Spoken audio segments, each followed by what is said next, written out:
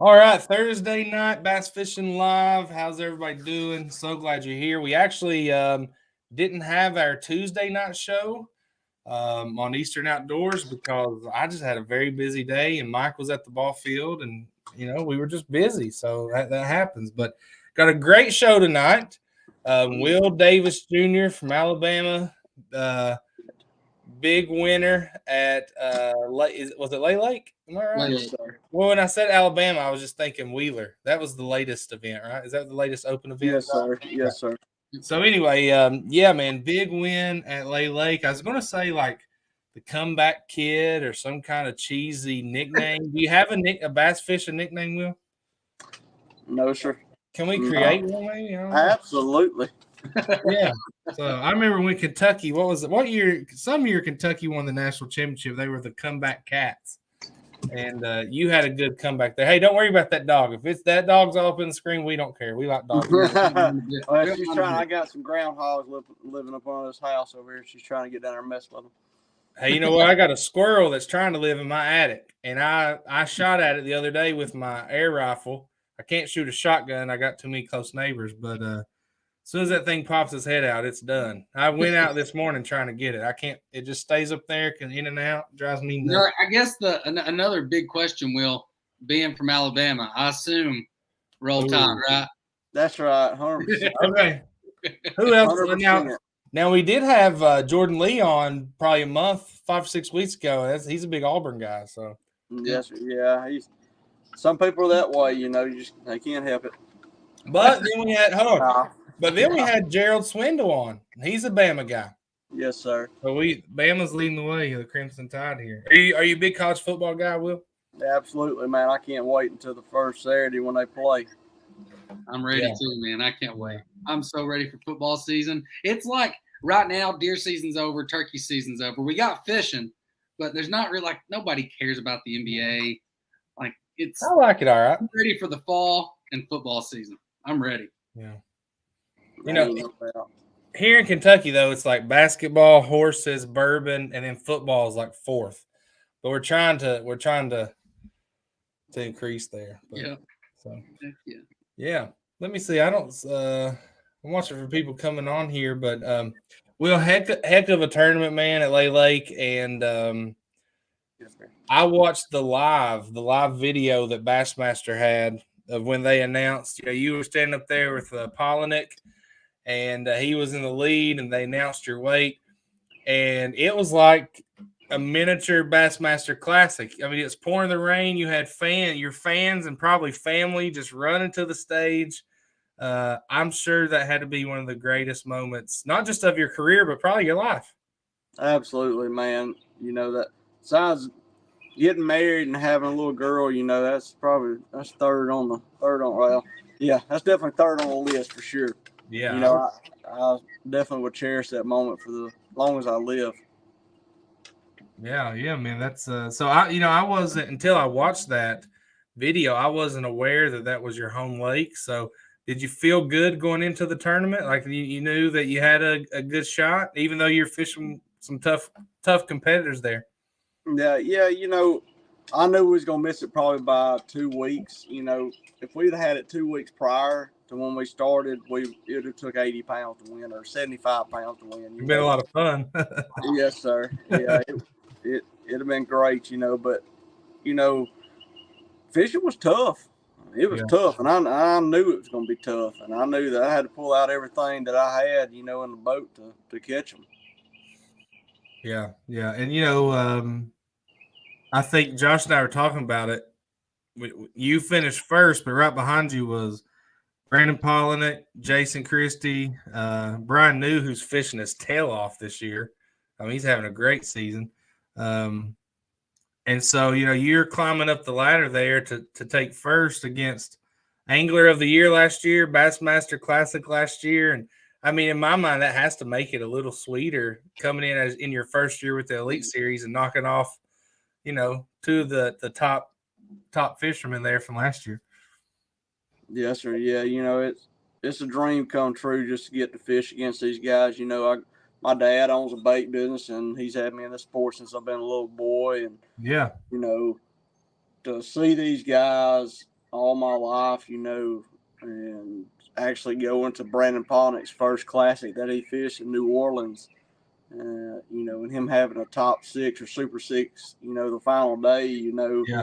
being in that, I was like, man, I gotta be him one day.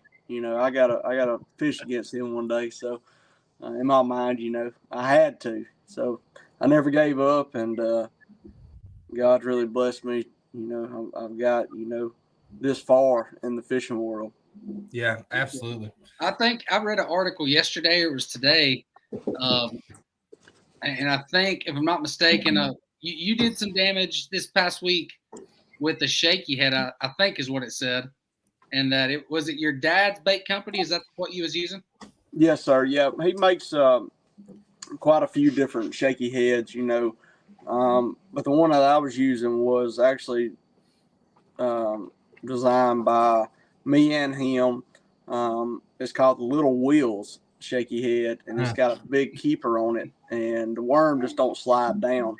If the worm pulls down, it's because it broke. You know what I'm saying? Yeah. So you don't have to worry about it sliding down and not getting a good hook set. So I was throwing a 3/16 green pumpkin, Little Wheels, and then throwing our shaky worm on there, which is a 6-inch green pumpkin as well. So yeah, it's a deadly duo on the Coosa River. Heck yeah. Looks like we got Thomas Collins in here. It's a good evening, fellas. Congrats to Will. Jimmy Carroll, one of our loyal followers for a long time, said, hello, family. Congratulations, Will. Fellas, we appreciate you joining us. Hey, if you're just getting with us, over in the comments, type in where you're from, where you're watching from, what fishery you're fishing on, and just let us know, where you're watching from. We want to know where everybody's coming in from. So we kind of got people from all over. And we like to connect with you guys. If you have questions, make sure you're asking questions. We're going to have Will for the next 50 minutes till 9 o'clock, 10 o'clock Eastern time. So bring all the questions you have. Aaron Orender? Orender, yeah, Louisville. Louisville, Kentucky. So, Will, tell me about, you've been around fishing all your life. Obviously, fishing for a living is something that you've sought out to do, and you qualified for the Elite Series. You won an open event last year. Is that correct? No, sir. I won the national championship. Oh, that's right. Yeah, yes, I saw that. So I'm not very familiar. I'm familiar with the Elite, the Opens, and on down BFLs and all that on the Major League Fishing side. So what exactly is that championship series? Is it taking anglers from that Open series, or how does that work? No, true. So the Federation is a big network of anglers, Right. Hold on one second. Are you good? What's this thing right here running? Huh? I finished my Elite. You already finished it? Chuck Maynard said, sorry, can't join in the convo tonight. Fishing a derby on Harrington. Chuck, good luck, man. Go get them. Chuck, let us know how you doing. Harrington, Will said Lay Lake was tough. Harrington Lake, my God, I don't know if there's a bass in that lake other than a hybrid. Other than a hybrid, so yes, sir. So what's the? So it's just. Tell me what's the championship? I'm not familiar with that. So the Federation is a network of anglers across the United States, and let's just say this ain't just the United States, it's across the world. Yeah, for sure. The national championship, I competed against guys from Australia, Africa, Brazil. I mean, it's all over the world. Yeah. With that being said, I can't speak for them because I don't know how they roll, but I know here in America, they take the top 10 guys from each state to fish the regional champion. I think there's 5 regionals, or might be 4 or 5 regionals, and then the winner from, or not typically the winner, just the winner of their state at the regional gets to go to the national championship. And at the national championship, they compete. It's just like the Bassmaster Classic. They put you up in a hotel. The only thing different, you just don't weigh in a coliseum. And so you're competing against co-anglers and boaters in that. So that is different than the Bassmaster Classic. But with that being said, these guys, they're good. The Federation guys are good. I mean, it's tough to make it to the national championship. It's very hard, and you got to beat everybody there to make it to the Elite Series, and then the top 3 guys gets to go to the Bassmaster Classic. Right. Great. Oh yeah. So that your first classic that you fished? Yes, sir. Yes, Okay, sir. gotcha. Very, very special, man. I've had dreams growing up about going through the Coliseum. Okay. You're not going through. They'd open up the curtain, call out my name, and I'd wake up. I'll tell you, man, our first classic, we went this year. And, yeah, we were down there. I'm sure we were down there. We pulled some media coverage for it, and then we were also at the one the year before. Where was it, John? South Carolina. Oh, about to Sandy Cooper. It was Hartwell. Lake Hartwell. And, I've always loved bass fishing. I watched you all fish all 4 days last week. I'm always watching MLF. I watch it all. But when you go to a classic and you see the weigh-ins, it's truly like, I don't think people that have never been understand how big it really is. Like I'm getting chill bumps just you talking about it because I like it back. If you ever make one, you never want to miss one. And I'm talking about being in it. Yeah. Well, that's good news. I mean, I think if I'm not mistaken, since you won last week, you've already punched your ticket in for next year in Oklahoma, right?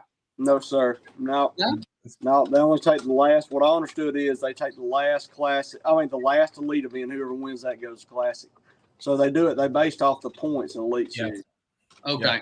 I got you. Yeah. But now you, with the win though, you qualify for Elite Series next year, correct? Yeah. Well, yes, sir. When you're a rookie, you get 2 years. So they based your 2-year average, and it's got to be below 70% of the field or above 70%. So yeah. Gotcha. So go ahead.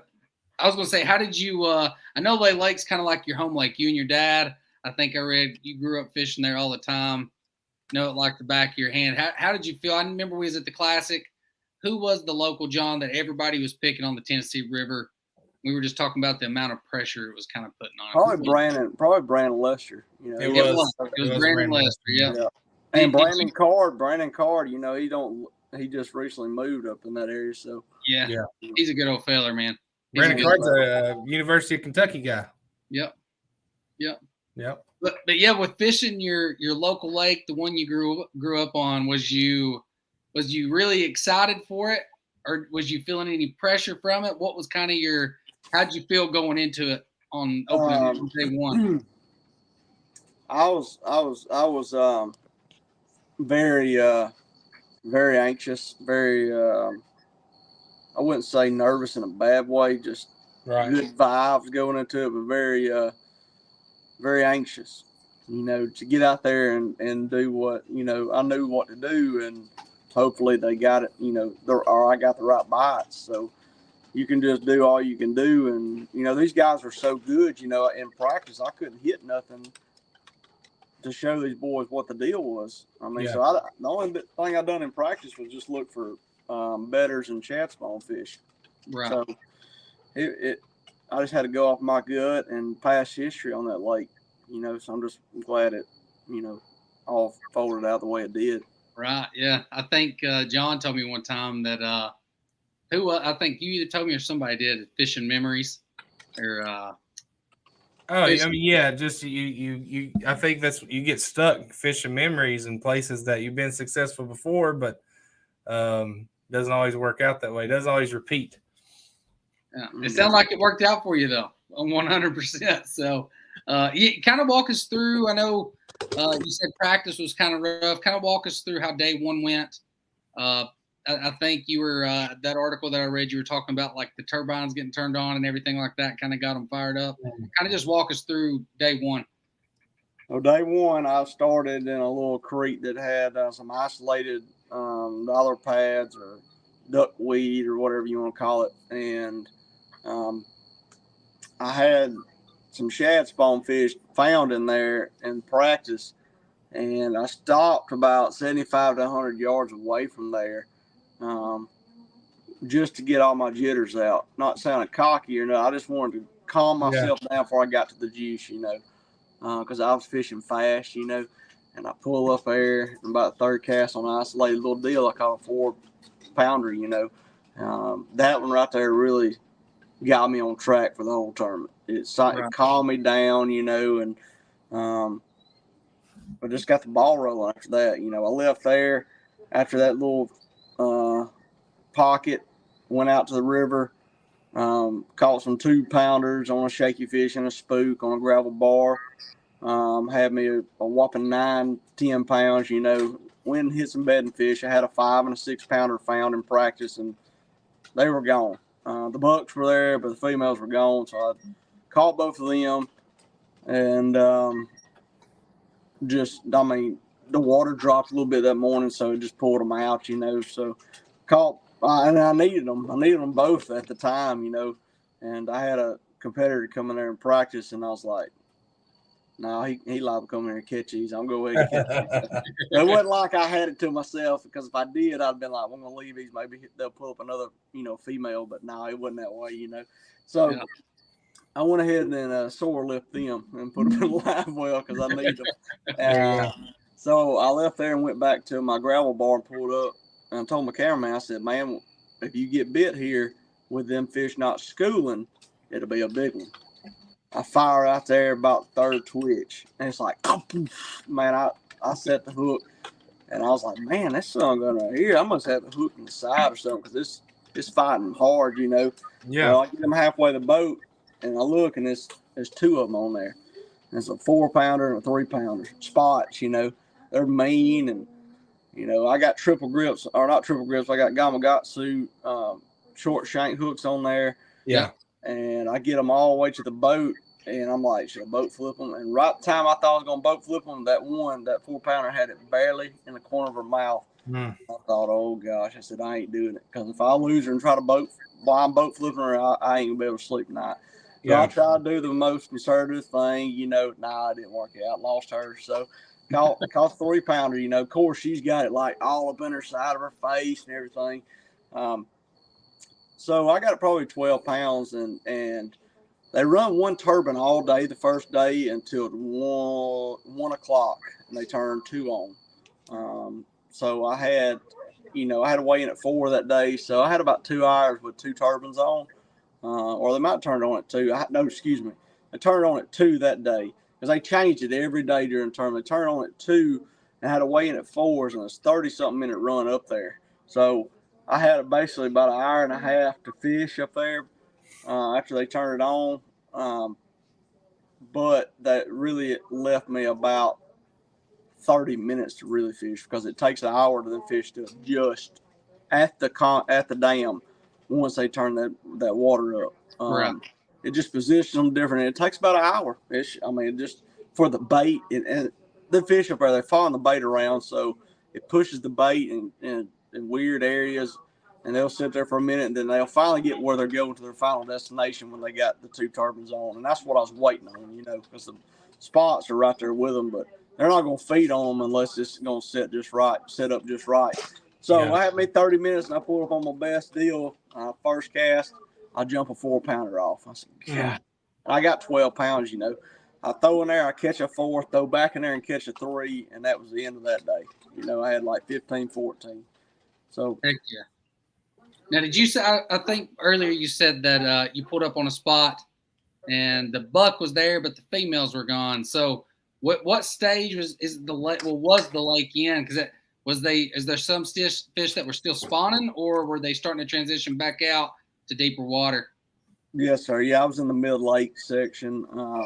See, on Lake Lake, it's kind of like Florida to New York. That's the way they bed. It's weird. Not by month type deal, but that big of a stretch from like January to July or whenever they bed or whatever, from south to north. But they'll bed down there at Lake Lake at the lower end in Paint Creek, in February. Like, wow, almost every year. And then they'll bed all the way up there towards the dam all the way to June. So yeah, I try to pick that mid-range to that upriver area to look for betters, but I had this one deal right there around beeswax that's a little hidey hole, and yeah, I've caught heck from everybody, Oh, you exposed it, So yeah, so that's where I kind of look from there all the way up to the tail race for betters, you know. Yeah. What's your favorite bait to throw on beds? My first bait of choice is a fighting frog, big bite baits, fighting frog. Yeah. Second of choice is a Davis wood jig, which is more bulkier. Third is going to be a drop shot, and if they don't bite a drop shot, they get in the jerk bait. But that's the last resort. Yeah. Because that jerk bait's bad news all the way around, you know. Hey, Simon here says, tell us about the design of the Will Jr. shaky head. So it's a 4-aught. This Gatsu hook in it. We make them, you know, from 1/8 ounce all the way up to a quarter, and that. It's just a standard shaky head that's got a big keeper on the back of it. That's actually on the front of it, on the shaft of the hook. That it holds a worm, man. It's won me a lot of money because the worm has not slipped off that keeper. Yeah. Am I wrong? I thought I saw you were using like a scrounger head type. I thought I saw a photo of that. Were you using something like that? Yes, sir. Yeah, it's a scrounger type head, but it's redesigned, so it's not the same. It's called a shaky fish, and it's one that Aaron Martins came to my dad about you know, probably 7 years. No, probably about 8-9 years before he passed. Yeah, and he wanted to make that bait better, and they spent a lot of hours on that. So they finally got it dialed in, and man, it's always tied on in my boat. Is that the same the same shaky heads that's on that shaky head, the Will Jr. shaky head? No, sir. No, sir. Okay, that's what I thought. I just want to make sure. Yes, sir. Yes, sir. Yeah, that shaky fish is a minnow a minnow type deal where you that's what I thought I saw on there. Yeah. Josh has been wanting to get in. You know, scrounger heads do well at Kentucky Lake, where Josh lives. He's been wanting to get into using the scrounger head. What advice you got for him? Because he needs a lot of help. I do. Hey, when it comes to the old scrounger head, listen, I'll preface it with this, okay? Is that I did tie one on. So and John is playing me here a little bit, but I've not seen you use one. Seriously, I haven't. I try to pick a new technique every year and get good at it. So last year I got really good with the jerk bait. Year before that, I wanted to get good with jigs, and I've just been working on. I try to get better at everything, something different every year. So I put on a 1/4-inch scrounger head with a jerky J. Yes, sir. And good. Everything that I researched, and I can't say off of experience because I don't know what the heck I'm doing with that scrounger head, was it should feel similar to the way a chatterbait feels. And when I reeled that thing, it didn't feel like nothing. It just felt like it had no action, did it? Yeah. Nothing. There was nothing on it. And I got so frustrated with it, I finally took it off and started throwing the jig. I don't understand completely how it works, I guess. I don't know, maybe the wrong setup. Yes, sir. If you don't have a complete system as far as like the thickness of that bill material, if it's not designed right as far as like the cut wise on that bait, if it's not lined up directly from the shaft of the hook or the arch of the hook all the way up to the eye, if you don't have them two lined up as far as the bill material right in the dead center of it, it's not going to have that quiver action or that wobble that you need. So, right. If it's not feeling like that chatterbait deal, you throw it away. It ain't gonna bite it. Yeah, that's exactly how I felt. I threw it and threw it and threw it, and it was like just reeling. It was like it's almost like when you throw a crankbait and you catch a bunch of leaves on it and it's just not doing nothing. It's just it's like you can tell there's nothing going on. So, that's right. Yeah, drove me insane. Tristan Brown said I catch a lot of bass on one of those baits, and they are no less than 5 pounds. Tristan, what bait exactly are you talking about? Because we've discussed a couple. Which one are you talking about? I think he's talking about the scrounger head. He said that when we were talking about that. Yeah. Oh, okay. Yeah. Okay. Yeah. So let's kind of fast forward to Championship Sunday. So what place was you sitting in going into Championship Day that morning? Third place behind Brandon Palanuik and Jason Christie. So. Okay, that's what I was thinking. How did you feel compared to day one? Today, the last day, I'm sure you kind of knew exactly what you were going to do. I remember I think you said there was one angler that was kind of fishing in the same area as you, but you and him were really communicating back and forth. Who was that? That was golly, I'll think of him here in a minute. You have Matt Heron up there, but him and golly, if you didn't ask me, I told you. It'll come to me in a minute. Yeah, Hey, I thought I saw a photo from Bass. Man, maybe that was Major League Fishing. I think it was Bass. There's a photo of no, because Lee Livesey was there in it. And there was a photo of 5 or 6 boats right together. And someone said they're all fishing community holes this week or something. Are you know what I'm talking about there? I mean, there are 5 boats within 10 yards just fishing right on top of each other. No, sir, I don't. Yeah. No, sir. That guy's name is Kobe Krieger. He was up there with me. Me and him was sharing a deal up there. I got you. Yep. He's a super nice guy, first class. Yeah, but I really like that part of the article because it seems like for the most part, most anglers that we've met and talked to, very professional and just easygoing guys.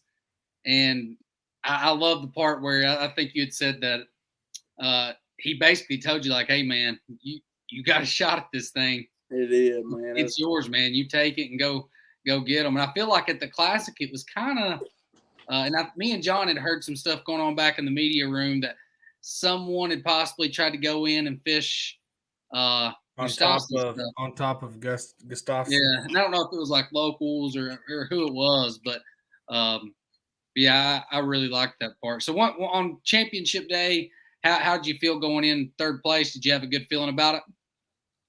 I knew I had to catch them, and I knew how I was going to catch them. I thought, but it totally changed. I mean, every day changed, and I knew that I just had to keep the wheels on because at 10 o'clock I only had one fish. Yep. So was you fishing the same area all 4 days, or was it constantly just going to new areas? Yeah, I fished the same areas all 4 days, but the crucial deal is when I changed late in the day on day 4 at 1 o'clock. That was the fate of the whole tournament for sure. I'm looking for. There it is. What did you change over to on day 4?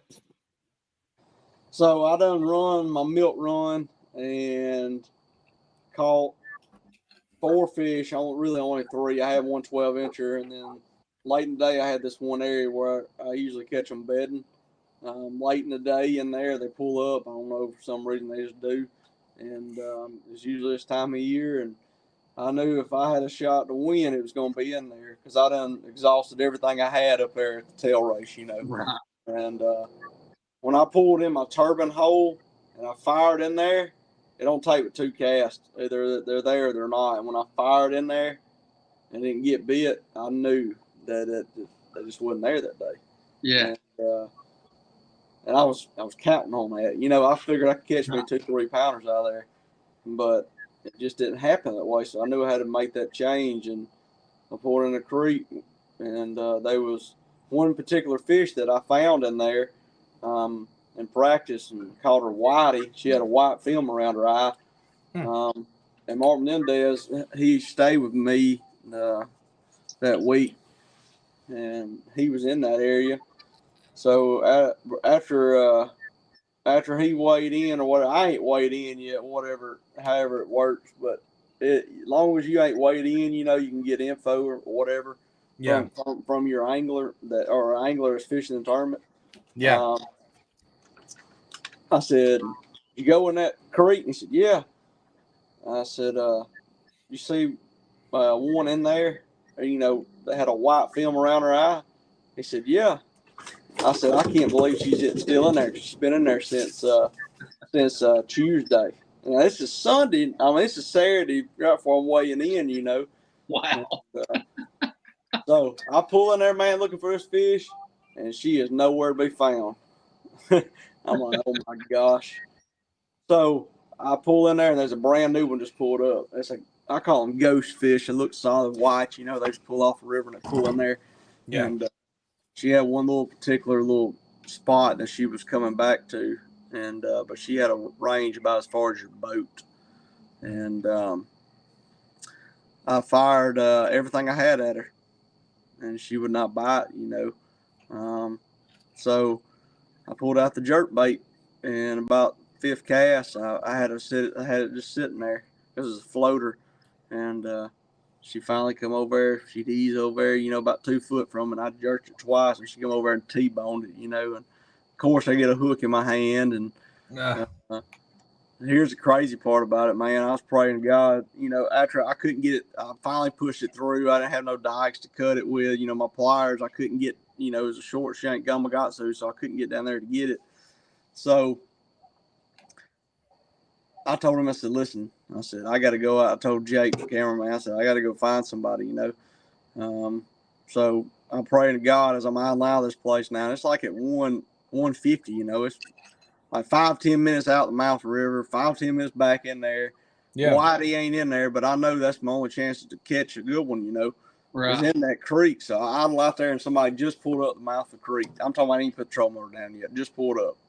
Like just got off the pad when I idled out to the mouth. And I asked him if he had some dikes, and he said he did. And he handed them to my cameraman, and Jake cut the barb, and I pushed it back out and went back in there. And after giving the guy my number and told him to call me, you know, after the tournament was over and everything. And that's cool. And long story short, I go in there, Whitey's in there, like sitting perfect. Don't know where she was. She just showed up. Second cast, I catch her, go back to weigh in. And after I won, man, I look out in the crowd, and there he is, the guy that gave me them dikes, and I gave them back to him. He handed me them cutters. He said, "These are yours." And man, I hooked his neck, and it was a good time, man. That's great. Dude, that makes. I can't believe I missed that. I see Simon Willett said he saw it. Yeah, he said, "I watched you get the hook in your hand. I loved you asking your cameraman if he could get a hook out." Dude, that makes it so much. Dude, that's awesome. I'm sure it wasn't awesome when you got the hook in your hand, but yeah. Dude, it's crunch time on Sunday. You're sitting in third, and you get a hook in your hand. Oh man, how'd you get the hook in your hand? Did you catch a fish taking the bait out, or? Yeah, what happened was he had one hook, like the middle hook, stuck in the roof of her mouth, and then the front of the jerkbait, she had it in this corner, and the other one was in the other corner. Well, the back hook come out her other side of her mouth when she jumped over my hand. So I reached down there, and when she flounced, that hook just went right in my thumb. I mean, yeah. Oh, like when I looked down, I couldn't even see nothing but barely the bend. I was like, this ain't good. Yeah, that's happened. That's like happened to you before. I've got 2 hooks in that was my third one. Third. Yeah, I've not had one go deep like that. I mean, I've had them just, you know, scrapes or whatever, but man, I know I'm going to one day, and I just dread it. Like just sitting here, I dread it. You know. Yeah. I always think if because you see the braid trick, right? They tie it around, hold your hand still, pop Josh, it out. would you trust me to do that? That's exactly what I was about to say. And to be honest with you, I feel like it. I don't know, because you know what? If that happened to me, you're very aggressive with that kind of stuff, and I could just like you could be okay. Bam. Yes, I feel like you. I don't know. I would trust you. If I can't trust my own brother, who can I trust? I've also thought about this. So if it ever happens, I'm gonna have you like hold the pliers and hold it still, and I'm gonna pull it out as long as it's in my left hand. If it's in my right hand, I don't know. I don't think that would work. It depends. You don't think so? I don't think you pulling it yourself would work, man. Well, then I'm going to see if somebody's pulled up at the mouth of the holler like they did Will and get them to help me. Hey, I'm medically trained, dude. I could help you out. Yeah. If I had a bullet in me, I'd trust you, not with a hook, though. Hey, Simon knew it. Simon knew what I was talking about. Not that one. The one. It was at Santee Cooper. There was like 6, like literally. See, Lee Levacy and Matt was on there. There were like 6 boats, like in a 10-yard radius, just fishing on top of each other. And what I think of, Will, is that old clip with KVD and Mike Iaconelli where they kind of get into it there. You ain't part of the community. yeah, you're not part of the community, Kevin. Or Mike, I love it. Just ask me to leave, Kevin. That's what he said. So I think that clip, which I love that clip, but it seems like some guys care and some guys don't when it comes to that. Well, what camp are you in? Me personally, if I am on that same fish and he got a better boat number than me, and I know that that's one of my only spots I got, I'm going to pull up there and I'm going to ask him, say, such and such, you care or mind if I fish here around you? This is basically the only deal I got, but, it ain't came to that yet, Yeah. Some areas that we're going, or some lakes we're going to, that it's going to be that way. But you'll have guys pull up there and make a cast, on you, and then ask without asking. Oh, yeah. Okay, yeah. Yeah, that ain't cool. Yeah, I don't roll that way. Yeah. I grew up where if you done that, you're getting what whooped. Yeah. Yeah, you got that right. Yeah. Yes, sir. Yeah. Yep. Yeah. I think communication, man, it's like you fishing this last tournament with that other guy, and y'all talked about it, and he was basically like, "Hey, man, you're in a position to win. Absolutely. You take it." I feel like as long as you communicate that you're fishing there and y'all work it out, it's fine. And I always go back to and I see Scott Butler's entered the room here, and I love Scott. I don't know if he's calling me fat, but it's okay. But I'm still better. I'm better looking than him. But I always think, trying not to get off on a tangent here, but Jason Lambert and that guy on Kentucky Lake, when they have something else there. Jason ended his career. That guy quit. He just went home and he's not fished since. Not in a big tournament. Yeah, it's wild, man. It's crazy how it turns out. But most of the guys out there will respect you. I mean, most of them will. But that's in everything that you do, though. You get a job at wherever, there's always that handful, few of them that's going. There's always a jerk, man. There's always a Scott Butler, as I'd say. Scott gets on our show all the time, and he gives me a hard time. I just have to give it back. I honestly wouldn't be surprised if Scott is about to fish a tournament, because since he got his boat, he's been fishing like 3 or 4 tournaments. Yeah, all these night tournaments he fishes, and is he married? He is. That's a good woman right there. It is.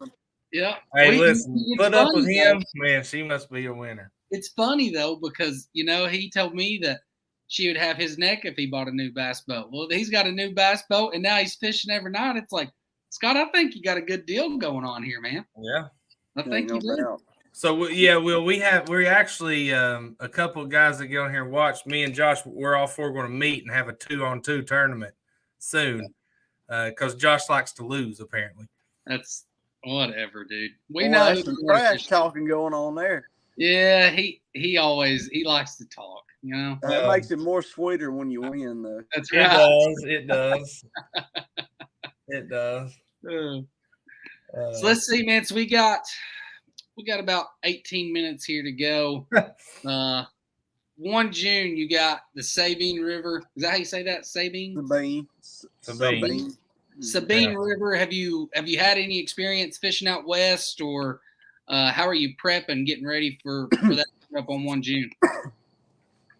I practice at every tournament prior to cutoff, and I didn't see the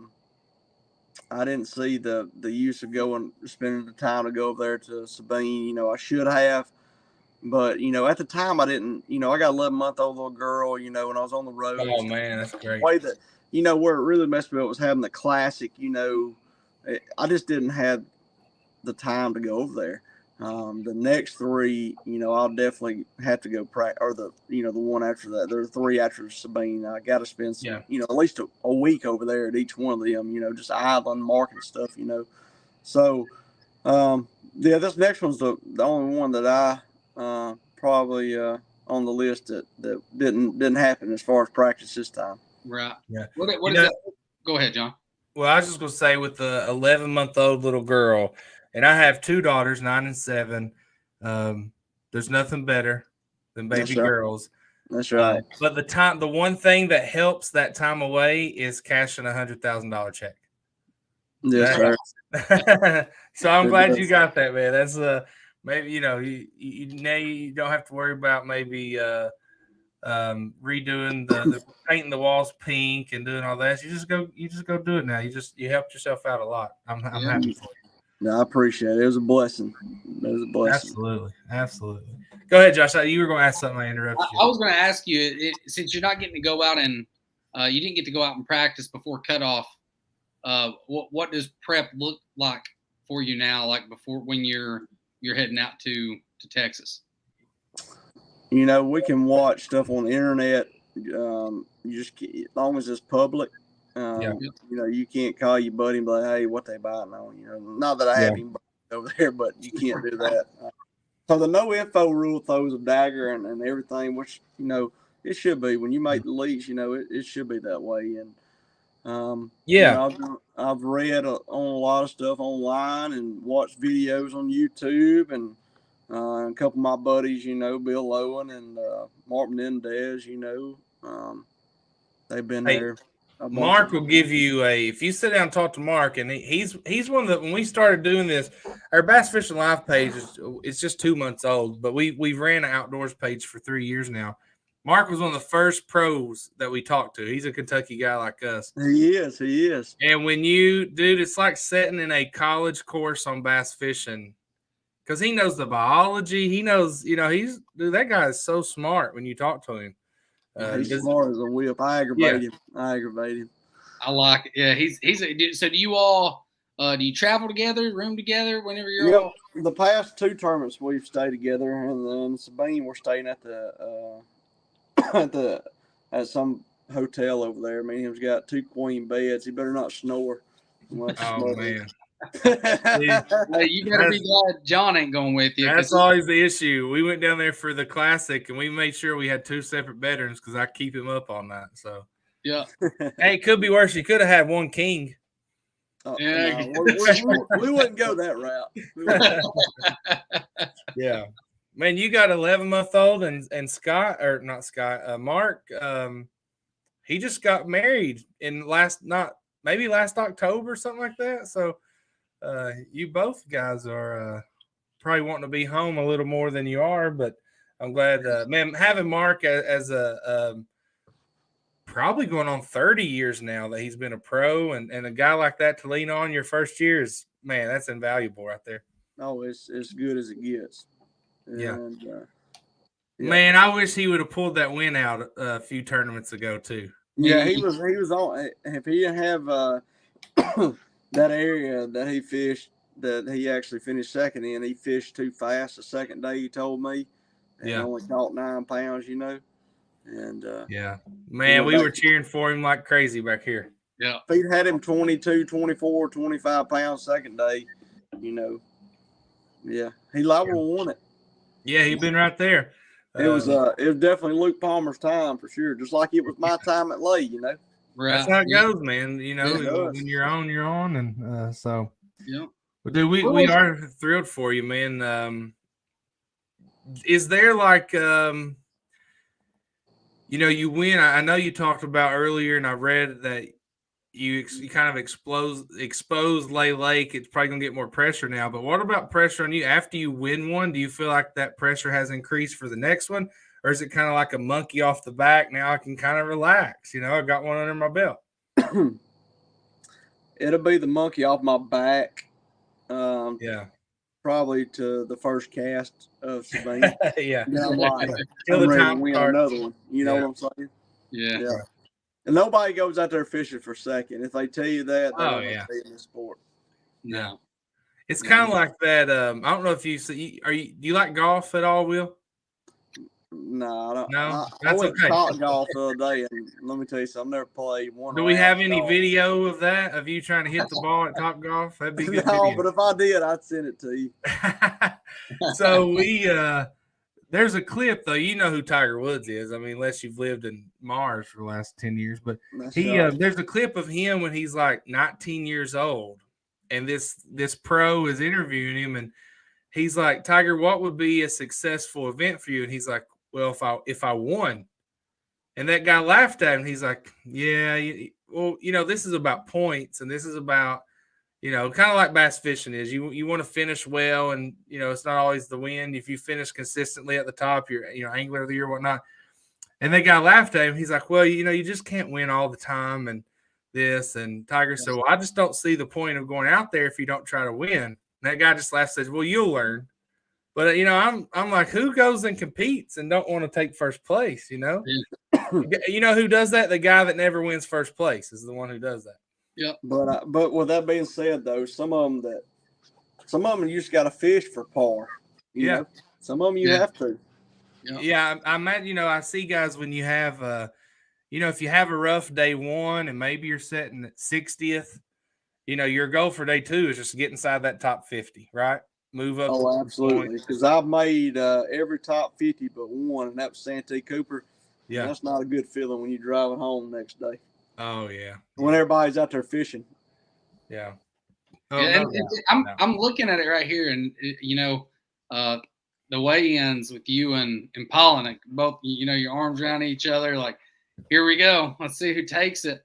But the other thing is when you drop from first to second, you're going down from 100,000 to 36,000. That's a big difference. It's a good payday, but it's not $100,000. So right, yeah, I agree, man. And the that makes me think of though, because John, you're talking about like Angler of the Year, and I'm pretty sure I already know the answer to this, but I've got to ask anyways because I didn't think about it till just now.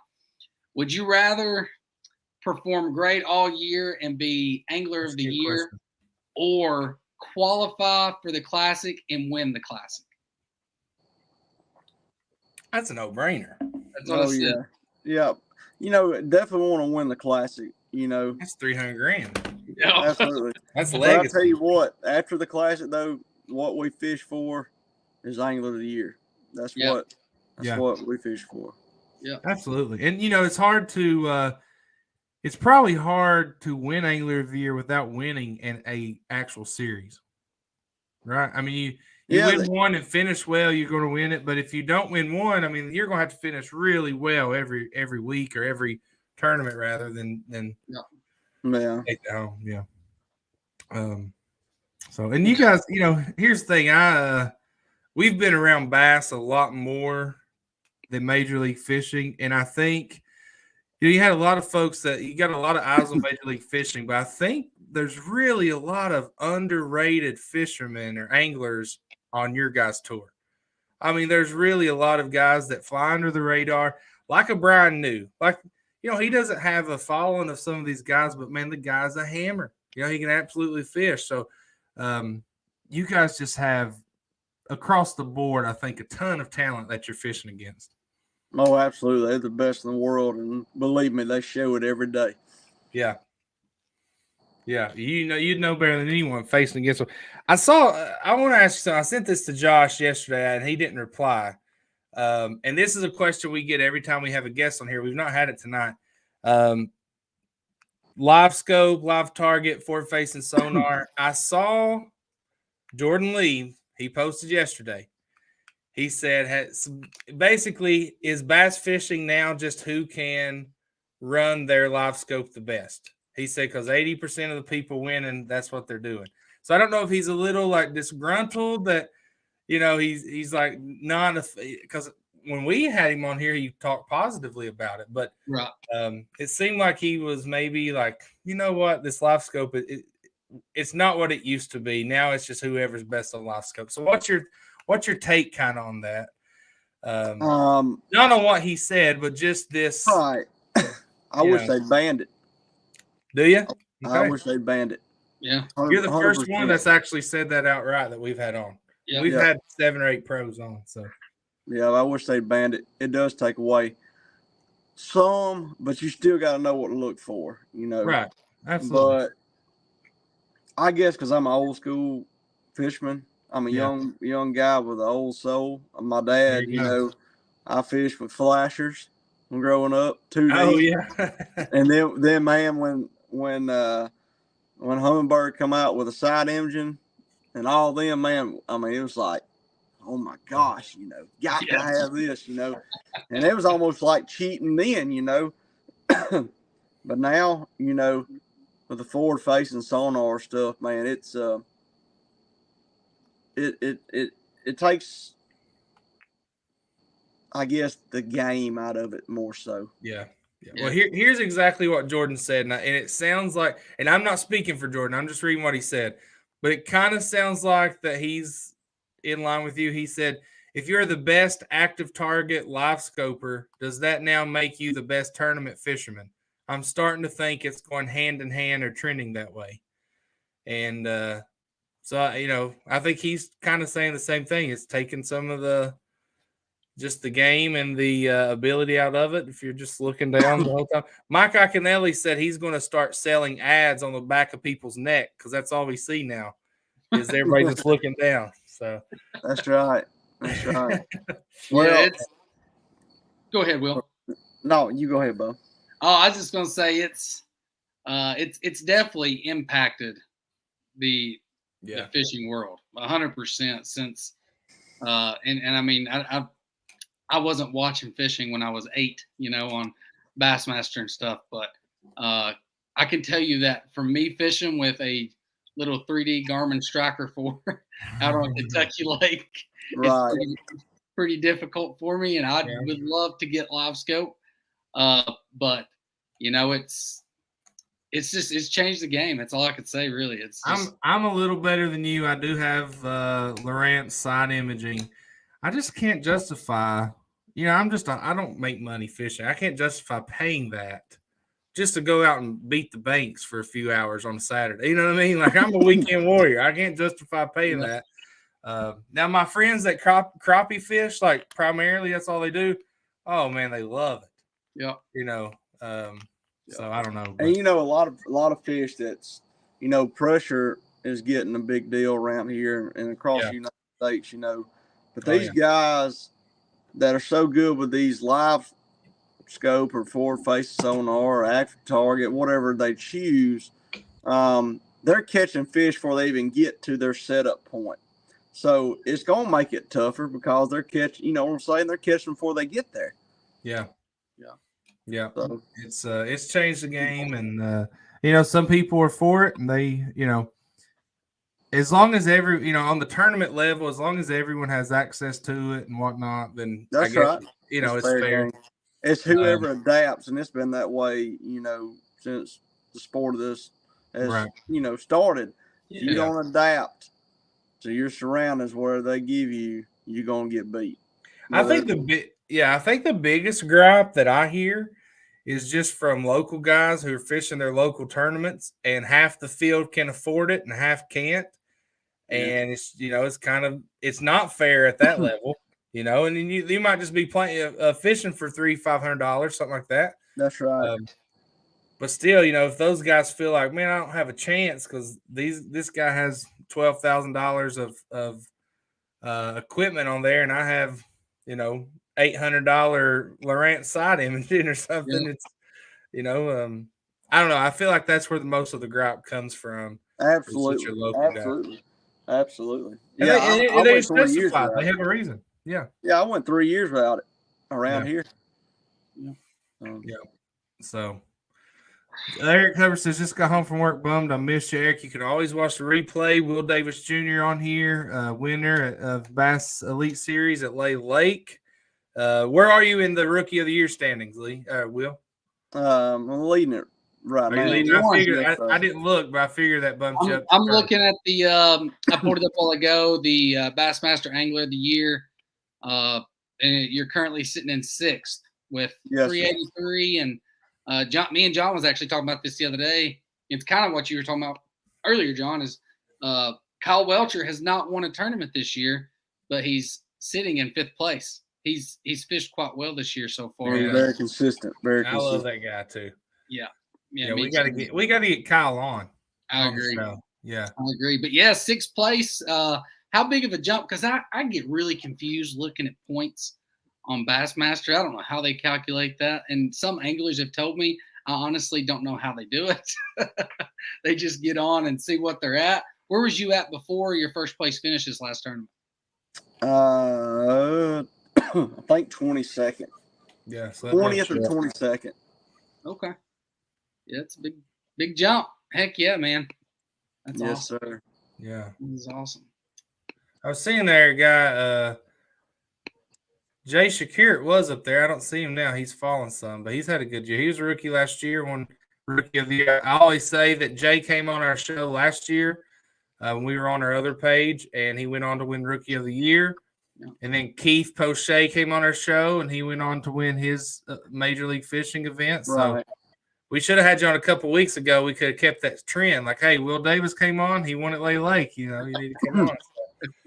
So we say we give a little good luck. I don't know, but I would ask you about the Poche Gerald Swindle feud, but I won't. No, I don't want to get in there. I want to let them deal with that. I know. I wouldn't do that to you. I wouldn't do that to you. We talked about it last week, and people are still talking about it on our YouTube channel. There, I get comments all day long, people going back and forth on it. So I bet you do. I bet you do. And I reply to some of them, but some of them I just let them argue it out. I don't want to get involved in that. But. Yeah, I don't want to. Bass fishing needs a little controversy every now and then to bring some folks back into the fold and watch events, and so it'll be all right. It's not the first time 2 anglers have had a feud. It won't be the last. No, especially with all of us guys out there now. You gonna butt heads. I mean, there's no way around it. Right. Too much testosterone. And you're all competitive, no man. Doubt. You're all competitors, so there you go. Well, Will, man, we appreciate you. I know you got your little girl. You got you're gone a lot, and just came off your biggest win of your career. So you certainly didn't have to come on, but we appreciate your time, man. You're welcome back anytime. I appreciate y'all having me on, man. Absolutely. Scott Butler, I think, said it best. He says he takes his hat off to you. All the traveling away from family, time involved, it's crazy. So absolutely, man. Hats off to you. And we really appreciate you coming on the show. And hopefully we can see you at the top again whenever you're down in Texas next month. Oh, yeah. I hope so too, my friend. And roll tide, right? Roll tide. Roll tide. All right. Well, guys, look, hey, we appreciate everybody watching. Josh, who do we have on next week? Next week, I'm going to mess his name up. I know I'm going to. He won the Opens. This past Opens on Wheeler Lake. It's Adam. It's like Ramusen. Rasmussen. There we go. Yeah. So okay. He's going to be on here next week. He won on Wheeler Lake. Had a great performance out there. So we'll be seeing him next Thursday.